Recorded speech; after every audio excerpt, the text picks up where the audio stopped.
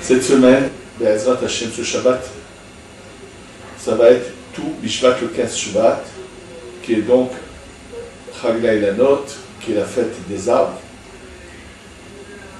Et on va essayer de voir ce que c'est réellement tout Bishvat, selon la Kabbalah, puisque dans le Pshat, il n'y a rien de très spécial. Pour comprendre ce qu'est tout Bishvat, ce qu'il faut avant tout, c'est comprendre plusieurs choses importantes sur des bases, des notions de Kabbalah. Premièrement, nous vivons dans un cycle de 6000 ans. Ce cycle de 6000 ans dans lequel nous vivons correspond aux 6 jours de semaine, c'est-à-dire que le premier millénaire correspond à ce qui correspond le premier jour, ce qui est Hesed. Le deuxième, c'est Gevura. Troisième, c'est Tiferet. Quatrième, Netzach. Cinquième, Od. Sixième, Yesod. Le 7e millénaire, qui sera l'encontre du Shabbat, il y a apparemment une contradiction.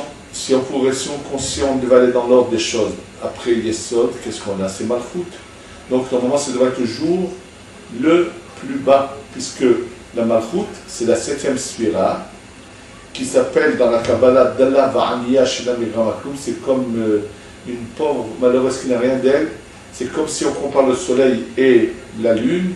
La lune n'est pas luminaire, c'est que le reflet du soleil sur elle. Le soleil représente à sa source dans les mondes supérieurs les 6 dont on a parlé. La lune représente la 7e, donc apparemment le Shabbat devrait être plus bas que les jours de semaine. Simplement, il faut savoir que lorsqu'on est au plus bas, on se rattache au plus haut. C'est-à-dire qu'en fait, dans le Shabbat, il y a deux notions.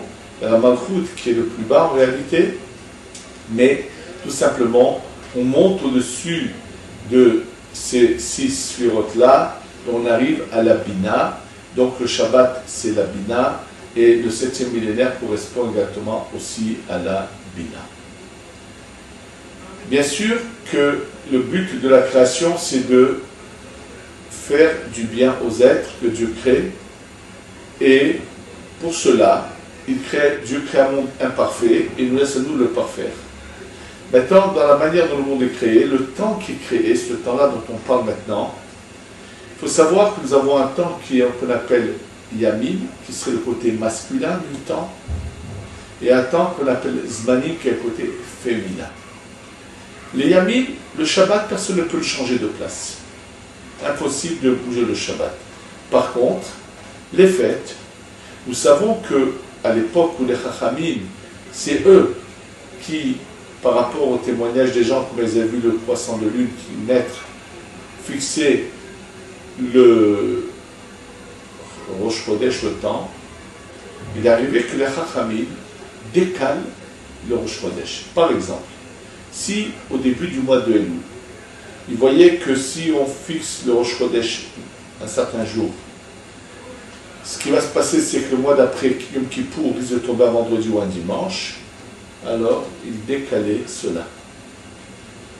Donc finalement, ce vendredi ou ce dimanche qui aurait dû être des jours saints, ou celui qui aurait fait un travail qui n'est interdit de faire à Kippour aurait dû être passible de mort, ça va devenir un jour ordinaire, et c'est un autre jour qui va être sanctifié. Donc en fait, les Zmanim, c'est quelque chose que Dieu a donné à l'homme.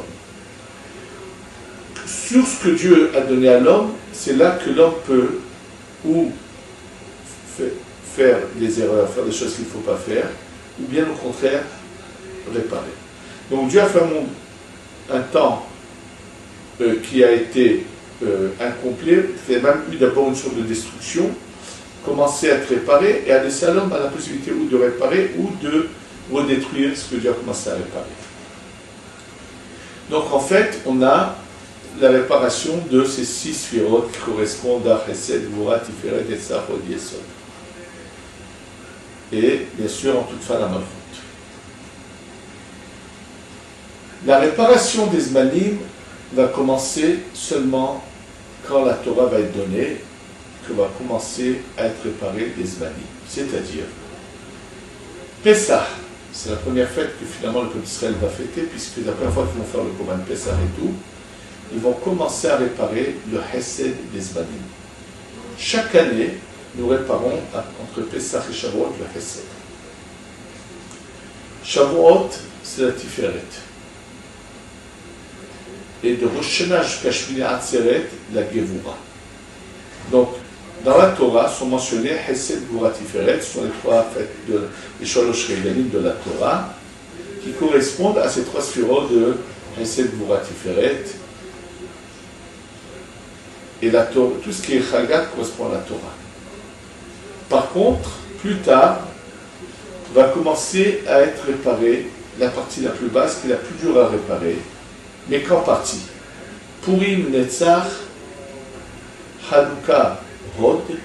Le Hod, c'est la 8e sphira qu'on commence à partir du Keter. Et c'est pour ça que Hanouka a 8 jours. Et il reste 2 sphirotes à réparer, qui sont Yesod et Malchut. En réalité, on n'a pas le pouvoir de les réparer. Mais un peu de cette réparation se révèle. On va voir tout de suite que le Yesod, c'est Tou B'Av et Tou B'Shvat, et la Malchut est Yom Kippour. Mais le tikkun, la réparation réelle du Yesod de Malchut, vont avoir lieu avec la venue du Mashiach ben Yosef, qui est Prinat Yesod, qui est donc Yesod, et Mashiach ben David, qui est la Malchut. Donc, réellement, la réparation du Yesod et Malchut, qui va nous finir ce travail des 6000 ans qu'on appelle le Ahor, pour passer à l'étape au-dessus et commencer la réparation de la Panim, ça sera avec la venue du Mashiach ben Yosef et Mashiach ben David. Et là, pas tout le monde en même temps, comme je vous le redis encore une fois, chacun en fonction de son niveau, pourront commencer cette étape suivante, Be'ezrat Hashem, avec la venue du fois que le Mashiach sera là, Be'ezrat Hashem. Donc ce qu'il faut comprendre, c'est pourquoi tout Bishvat et tout Be'av correspondent au tikkun du Yesod. La raison est la suivante.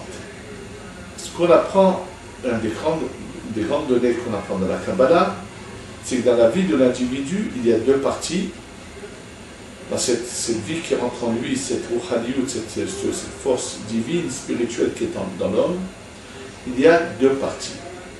Il y a ce qu'on appelle le mohin, ce qui est la vie qui passe dans tous les membres, qui fait vivre chaque partie de notre corps.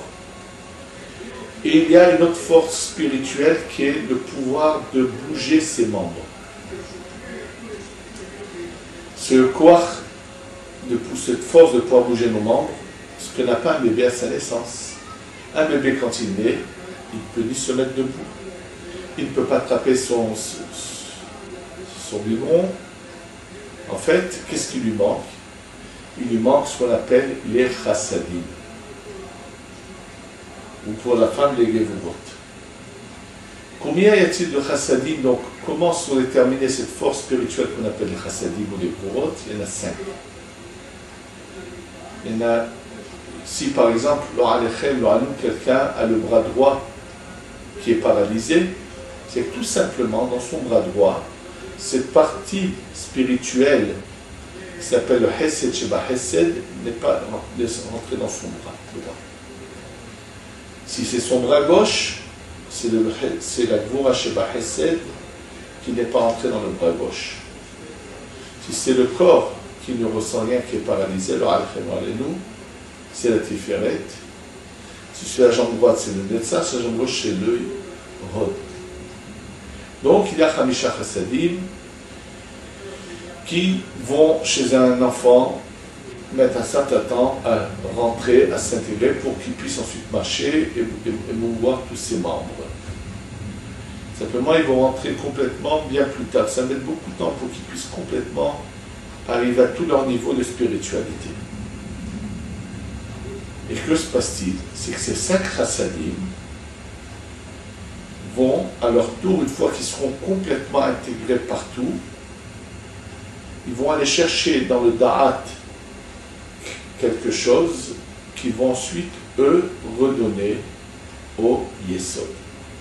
Et d'ailleurs, le Yesod, on l'appelle Kol, Kaf Lamed, qui veut dire tout, puisqu'il a tout en lui, mais qui représente la valeur numérique de 50.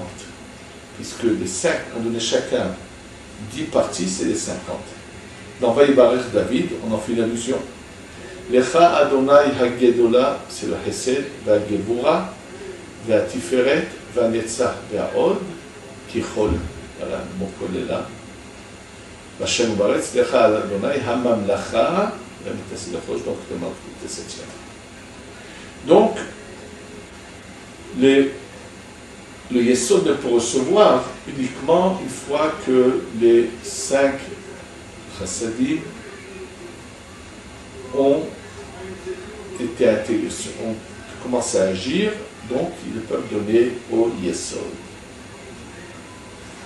L'année est un couple. L'année, le temps, Zeman, représente deux Shem, Ma ou Ben, Zachar et Nekeva, c'est un couple. Les 6 mois d'hiver représentent le côté masculin.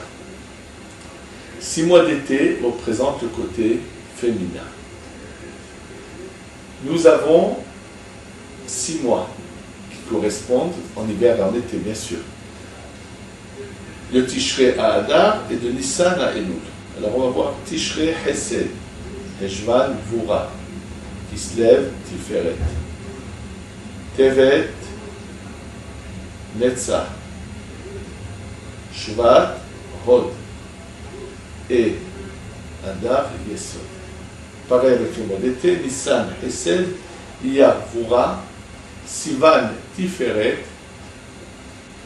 Tammuz Netzach, Av Hod Elul Yesod. Et Rashi, quand il parle de Tu Bishvat, il nous dit Mipene Sherov Gishme Hashana Nechnesu.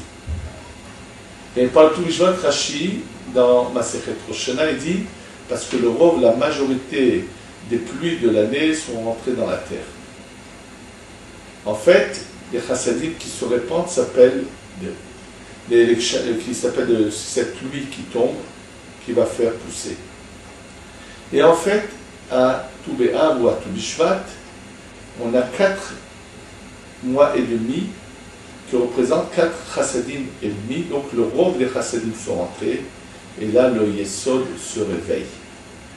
C'est pour ça que dans les mois féminins qui correspondent au mois d'été, à Tu B'Av, se fait les Shidduchim, cette rencontre entre les jeunes filles et les jeunes gens, et on nous faisait une fête dans le peuple d'Israël où 4 vieilles femmes venaient et chacune louait quelque chose chez la femme, ou sa beauté, ou sa richesse, ou ses origines, ou la prendre comme elle est, correspondre aux 4 lettres du nom de Dieu.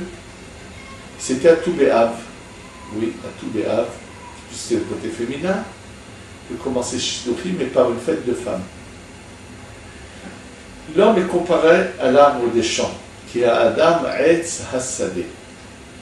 C'est pour ça qu'à Tu Bishvat, en fait, c'est une fête où le Yesod se réveille, et là va commencer la floraison de tous les arbres, va commencer, les fruits vont commencer à sortir.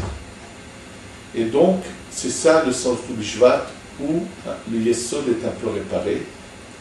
Avec cela, on comprendra pourquoi on nous demande de faire une prière particulière pour le Etrog, le soir de Tu Bishvat. Le Etrog, ça Ateret HaYesod. Donc le Yesod qui donne à Ateret HaYesod, donc c'est à ce moment-là qu'on fait une tefila pour qu'on ait un bel Etrog à Sukkot. En tous les cas, ce soir de Tu Bishvat, c'est un peu la réparation de ce que Mashiach Ben Yosef va nous faire. Et c'est pour ça que nous fêtons Tu Bishvat. C'est un aperçu du tikkun du Yesod. Nous ne pouvons pas faire le tikkun du Yesod, c'est la partie la plus difficile, et ainsi que celle de la Malchut. C'est pour ça que nous avons besoin de Mashiach Ben Yosef et Mashiach Ben David, qui nous feront ce tikkun, et c'est ce moment-là qu'on aura la Géoula, qu'ils feront, et viendra la Géoula Shlema, et on aura fini le travail des Bérourim, que tout le temps qu'on ne l'avons pas fini, il va y avoir le Mashiach qui vient. Et eux, même ce qu'on aura fini ne sera pas une fin de cours totale, puisqu'eux vont venir finir finalement le Yesod de la Malchut, pour qu'on puisse passer à l'étape suivante, qui est l'étape de la Panim. Juste pour compléter ce sujet, Yom Kippour, je vous ai dit, c'est une allusion au Mashiach ben David, donc à la Malchut, parce que Yom Kippour, c'est Me'en Olam Haba, c'est un peu ce qu'on va vivre dans le 7e millénaire, où on va devenir spirituel, où on sera dans l'étape suivante, et après le 7e millénaire, pour nous, on va passer encore plus haut, au-dessus du temps, au-dessus de... Même si le Ramchal a une fois fait allusion en disant que après c'est le Chochma Keter, il veut juste que les gens comprennent que nous ne revenons pas dans le prochain cycle, qui redémarrera après ces 1000 ans d'interruption de tout ce qui se passe sur la planète, mais nous avons continué à monter. C'est dans ce sens-là que le Ramchal a donné des chiffres en disant que le 7e millénaire c'est la Bina, le 8e la Chochma, et ainsi de suite. C'est tout simplement, il a voulu que les gens comprennent que, selon le Harizal, il ne s'agit pas de nous quand on parle des autres Shmitot, mais il s'agit d'autre chose, comme on l'a expliqué dans notre cours. Et donc, Be'ezrat Hashem, nous allons essayer de réveiller ce Tu Bishvat, le Tikkun HaYesod, pour qu'on soit Zoché à Mashiach ben Yosef, Mashiach ben David, Shitgalu Bimera Beyamenu. Amen.